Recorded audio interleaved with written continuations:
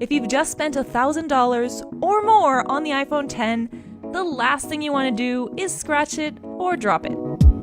So we're doing it for you. We're putting the iPhone X through some durability tests to see how well it holds up. I have a set of keys here for our scratch test, which are probably going to be your biggest offenders, whether in a pocket or in a purse. And this is an iPhone X in space gray. I also have a silver iPhone X just to see which one is most noticeable. I'm starting with a space gray, and I'm going to go in right under the iPhone sign. And I'm really going to go really strong on this. All right. I'm putting a lot of pressure on these phones right now. Honestly, I can't see any scratches on the back. It survived the keys, so now we're gonna see if they survive the sandpaper if you happen to have it on a rough surface. Starting again with the space gray iPhone.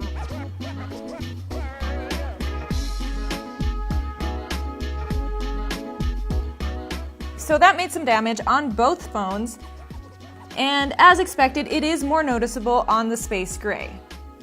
I am gonna go ahead and retire the silver one for now and focus on what you actually wanna keep safe, which is the screen. I'm going in with the same key with not too much pressure on the top left-hand corner next to the notch.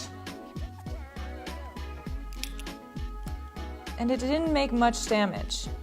And let's try the sandpaper now.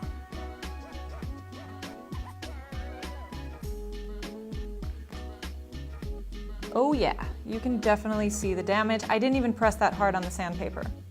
Now let's take it outside to do our drop test. The sidewalk is where most phones come to meet their doom, probably from about pocket height, so that's exactly what we're doing now. Starting off, screen side up.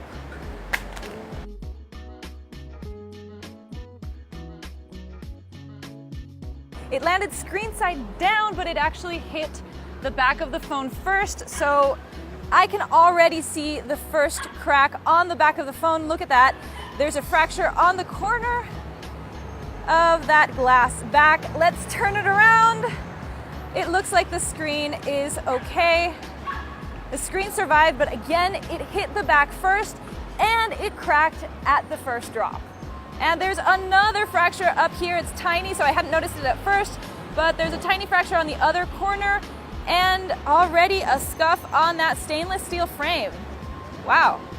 So we already did some damage on the back of the phone. Now I'm gonna try to have it land screen side down. 2, 1.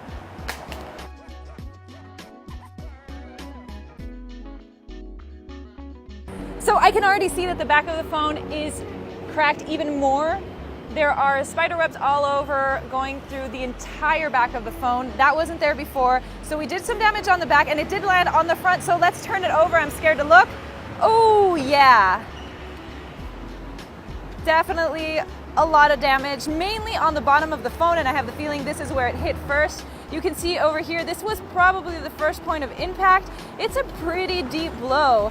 There's actually a little bit of glass coming out as I'm touching it right now. And then there's another bump over here and just some fractures all along the bottom of the phone. I hadn't seen that at the beginning, but as I'm playing with the phone, you can notice another fracture right here running across the screen up here. It's kind of going nuts right now.